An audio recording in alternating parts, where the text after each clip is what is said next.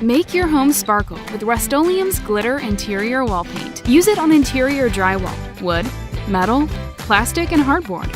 Here's what you'll need to get started. First, paint your walls with white Zinsser Bullseye 123 primer.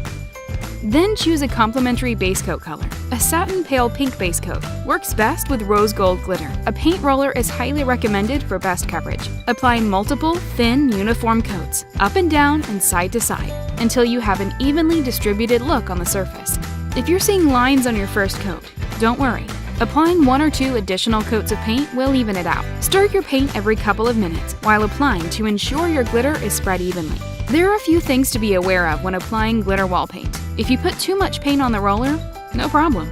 Just reduce the amount by rolling it out. Also, if you put too much paint on the wall, don't panic.